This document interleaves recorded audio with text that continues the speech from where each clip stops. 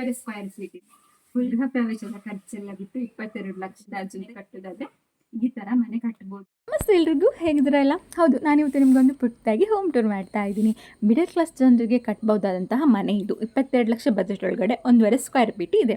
ಹಾಗೆ ಈ ಮನೆಯ ವಿಶೇಷತೆ ಏನಂದರೆ, ನೋಡೋಕ್ಕೆ ಸಿಂಪಲ್ ಆದರೂ ತುಂಬಾ ಚೆನ್ನಾಗಿ ಕಟ್ಕೊಟ್ಟಿದ್ದಾರೆ. ಹಾಗೆ ಇಂಟೀರಿಯರ್ ಕೂಡ ಅಷ್ಟೇ, ಎಷ್ಟು ಬೇಕೋ ಅಷ್ಟೇ ಮಾಡಿದ್ದಾರೆ. ತುಂಬ ಆಡಂಬರನೂ ಇಲ್ಲ, ತುಂಬ ಸಿಂಪ್ಲಿಸಿಟಿಯಾಗೂ ಇಲ್ಲ.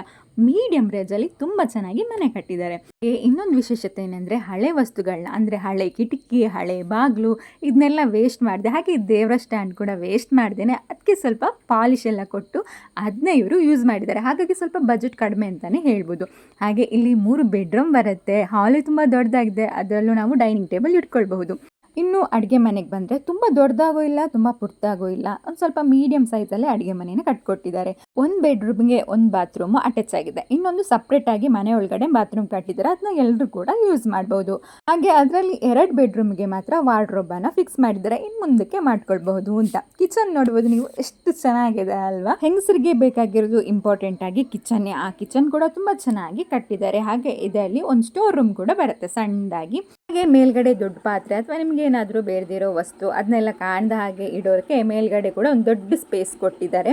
ಅದಾದಮೇಲೆ ಒಂದು ಸಣ್ಣದಾಗಿ ವರ್ಕ್ ಏರಿಯಾ ಕೂಡ ಇದೆ. ಹಾಗೆ ಮೇಲ್ಗಡೆ ಮಳೆ ಬಂದಾಗ ಅಡಿಕೆ ಏನಾದರೂ ಹಾಕಿದರೆ ಅದನ್ನ ತೆಗೆದಿಡೋಕ್ಕಂತ ಒಂದು ಸಣ್ಣದಾಗಿ ಈ ಥರ ಜಾಗ ಮಾಡ್ಕೊಂಡಿದ್ದಾರೆ. Full video Lakshmi Vrindavan Kannada ಬ್ಲಾಗಲ್ಲಿದೆ.